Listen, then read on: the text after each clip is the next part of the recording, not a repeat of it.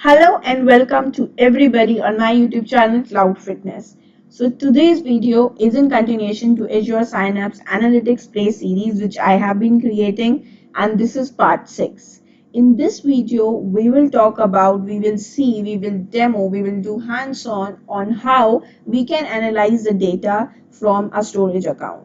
So in my previous video, things have been little simpler. So in part 6, I have little tweaked the way I'm going to read the data from the storage account. So basically in one of my storage account, which is already linked to the Synapse workspace, I have a Parquet file. I am going to basically create a table, create a database out of that Parquet file and load the data into the table in Synapse Analytics, and then using that table I will actually recreate one file, one Parquet file through Azure Synapse Notebooks and load it into the container. From that container we are actually going to analyze the data. So this is what we have for today, and in case you have not watched my previous videos on Azure Synapse Analytics, I do recommend watching them before moving on to this one. So let's go ahead and see how we can accomplish this task on the Azure portal. So let's move on to the Azure portal. So guys, as you can see, this is the Synapse workspace that I have created, and if you closely look, I have explained all these things earlier that in the left hand side data tab I have linked an external storage account over here, and I have even showed how to link it in my previous videos. So inside this storage container I have New York trip small dot Parquet file. I have this Parquet file. So using this Parquet file, basically I will create a database, right? And where I'll create the database, if you go to the workspace, this side you can see these database, right? So right now you have dedicated pool, you have default, you have NYC taxi. So similar way we are going to create one more database in which I will have a table which will have the contents of this file. So let's go ahead and create that. Let's go on to the notebooks. I'll On the left hand side you have this develop option. You go on to this develop option. In this notebook tabs, just click on these three dots and click on the new notebook. So this is the new notebook that I have, which is notebook 2. Now let's do one thing.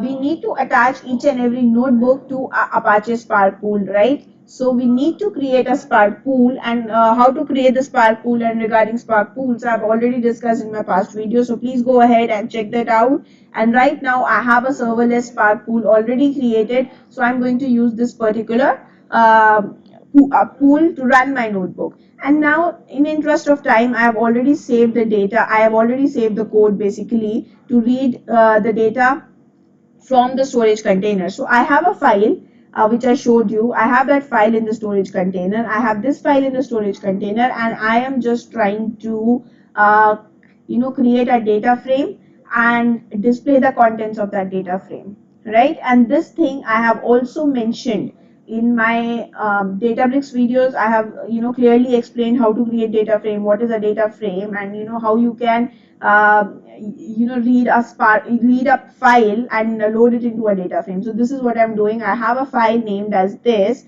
in this particular location, and when you talk about this location, how you can get it, so if you go back to this file which I'm trying to read and you right click on this, you have an option of properties. The moment you click on properties, you will get you will get this path. Let me zoom in a bit. Yeah, so you will get this path ABFFSS path. So you can just copy that path, and this is the path which will actually lead you to this file, right? So the same path has been mentioned here, and the format as Parquet. So I'm just trying to display the content. So just run this command. So slowly and slowly I'll create the database as well. So just we are just visualizing what data is there inside this particular file. Guys, this is the output of this command. You can see that it has date ID, Medallion ID, and all this data is there. There are a lot of columns that you have. Most of them are numeric. And so let's go ahead and check the schema of this file, right? So I have this, you can directly use df.print schema.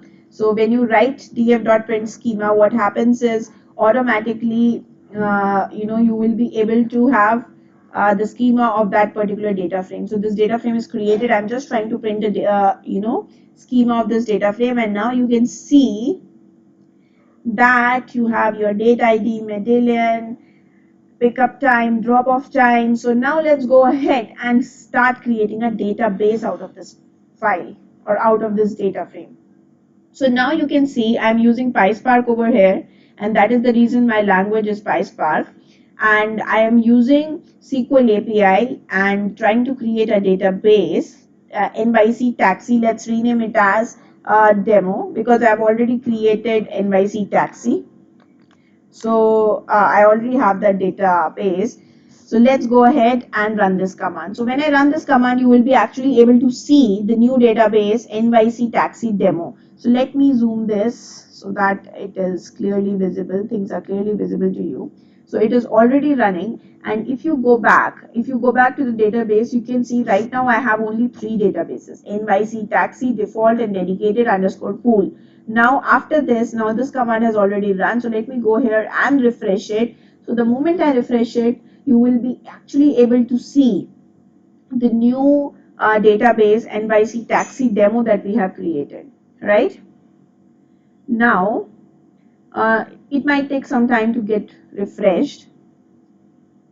Now if you open this, you have this database newly created NYC Taxi demo. So this is, I just wanted to show you how you can go ahead, create a database, and that is the reason I have not I have not directly showed you how to read the file from storage container.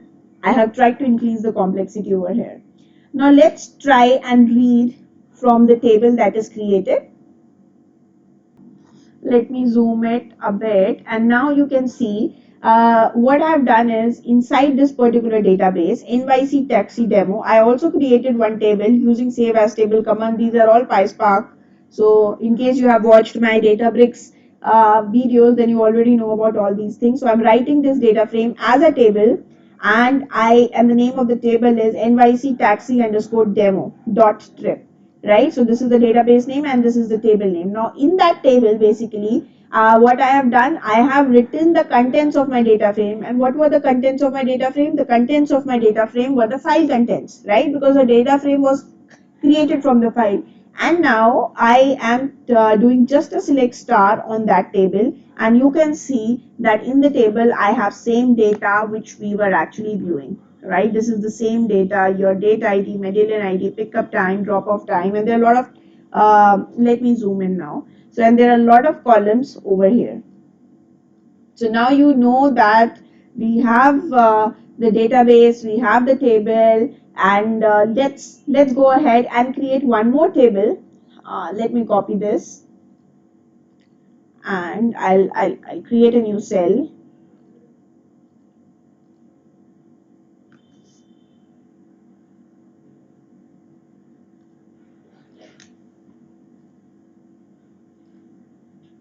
Okay, let's paste this over here.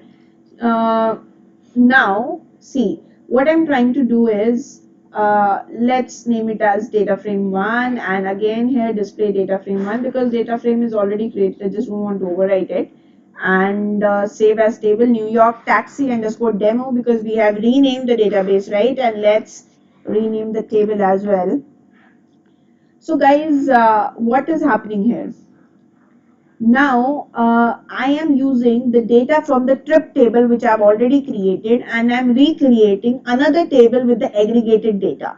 So what I'm trying to do, this is just a simple SQL command that I'm using. So I'm trying to find the sum and average of the distance, right? Sum and average of the distance from the same table which was created. Let me zoom in, zoom out.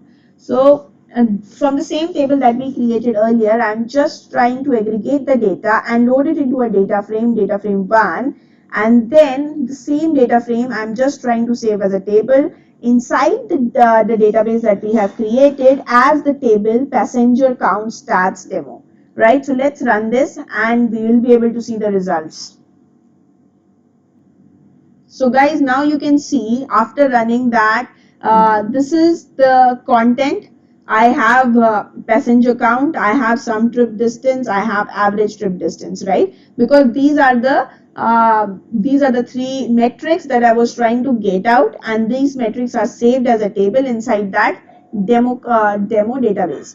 Now let's go to the database. I'll quickly refresh it and we'll check that whether these two tables are created or not, whether these two tables have data or not.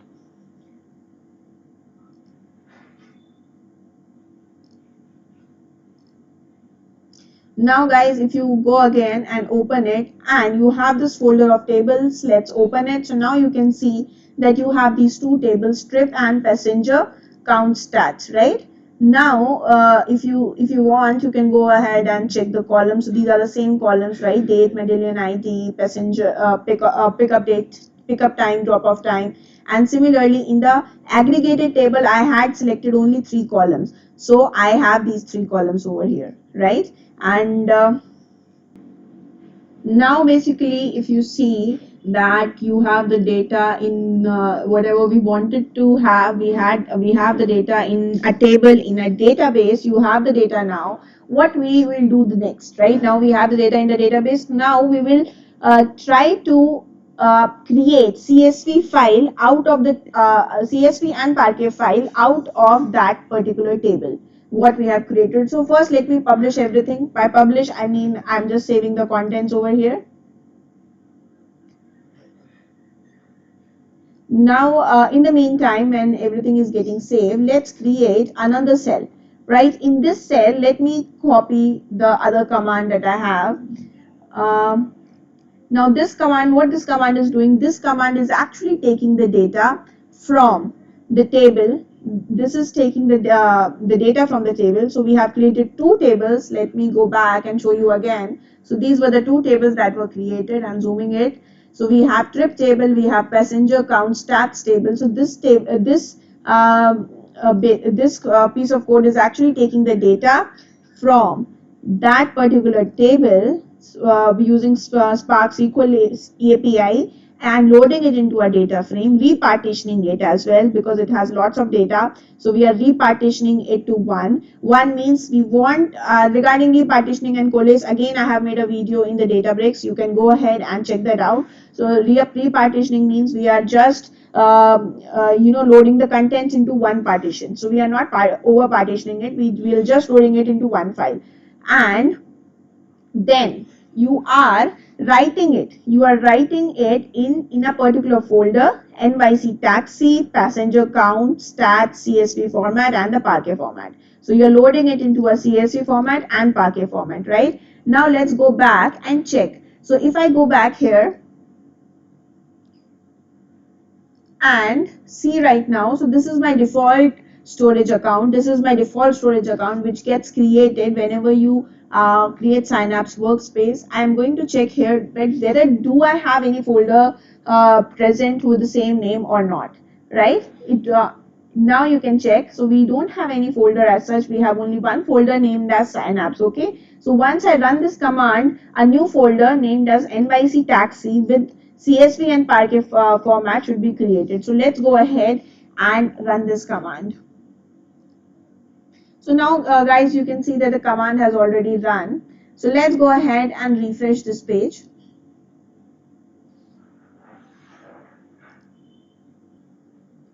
Now guys, if you see in this particular storage, earlier I showed you that we had only one folder named as Synapse, but now we have another folder named as NYC taxi. Let's go inside that folder and check what we have. So here we go. Inside that NYC taxi, we have passengers count stats and passenger count stats in both the formats, CSV format as well as in the Parquet format, right? So now what we'll do, we will actually try to read this file. So when I said that it was repartitioned to 1, so you can actually see that there is only one file generated. So there is only one partition that we have. So this is the CSV and this is the Parquet file that is generated with the snappy compression, right? So now if you go ahead and you right click, now this is the point where I wanted to show you how we can read it. I read the data from the storage container because now your file is present in the storage container, right? So now to read it, you can just right click on this file. You will see the options of new SQL script and the new notebook, right? So you can go ahead with any of the options as per your flow now, and you can even create a data flow, right? So let's go ahead and click on load to a data frame, right? And the moment I click to load to a data frame, automatically I am being taken to a new notebook, right, where I have the configuration. So what do I have in this configuration? Now you can see that it is creating a data frame. It is trying to read the file, right? It is trying to read the Parquet file, and it has provided the path for the full file. Let me zoom into, yeah, so this is how it is reading. Actually, it is just giving you the path of the file, and it is providing the format, that the format is a Parquet format, right? And then it is trying to display the content. So now if you read it, what is going to happen? So this is being read from your storage container, but now you have to attach it to Spark pool as well. So let me attach it to the serverless Spark pool that I have already created, and let's run this. So you will be able to see the content of this particular Parquet file. Now this Parquet file was generated from passenger count stats, which had only 3 columns, right? So now if you display the contents, I am limiting it to the 10 rows. So you will be able to see all the 3 columns, right, with the 10 rows. It might take some time to run. So guys, now you can see that the data is loaded, and now this is the data which was actually present in that particular file, and you have it, right? So in the similar way, this is on the notebook. So let me publish it. I'll just try to save it, and let's go back, and I'll again zoom in. And now let's go to the data again on the left hand side data tab, and let me refresh it.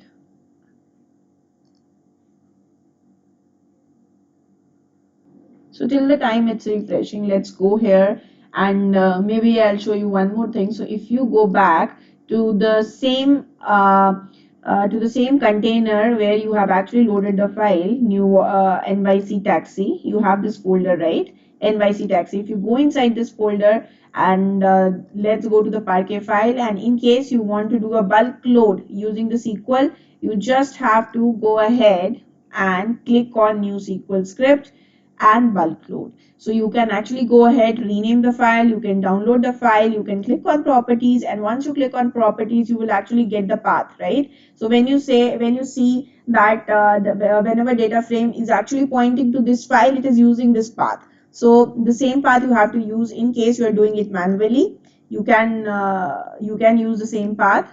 And again, I'll go back here, and let's go ahead and do a bulk load using SQL script. So now let's click on continue.